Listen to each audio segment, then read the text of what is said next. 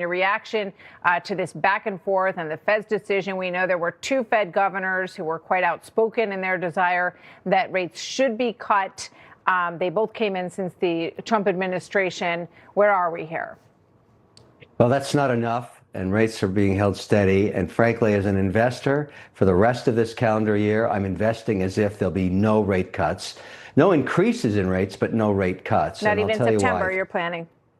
No, I don't think that's going to happen. And I think the reason is that the Fed is, remember, every administration bashes the Fed. Whoever you are when you're president, you always bash the Fed. That's in the playbook. You always bash the Fed. And the Fed is used to getting bashed. They have callus on their fingers like guitar players because they get bashed every day.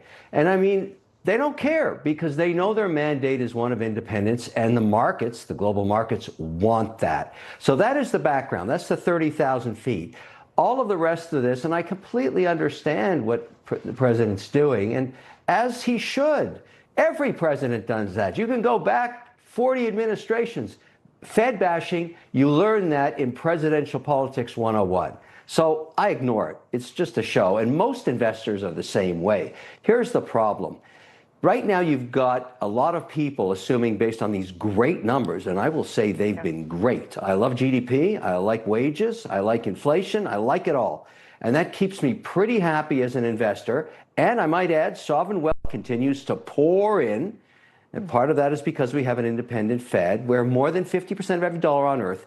However, having said all that, if I'm the Fed, I'm saying to myself, while the president works out these small nuances of all of these trade deals, which is going to take a lot longer than next Monday, particularly the China deal, why don't I sit on my hands and see if inflation creeps back in or not? Because right now, it looks like 15%. The hallmark deal is the European deal.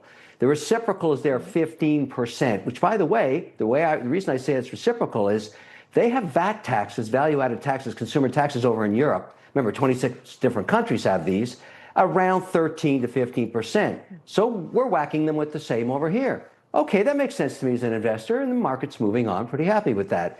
But Canada's sitting at 35, Mexico's at 35. We don't know what's going to happen with the rest of these countries. The Fed is going to wait and see.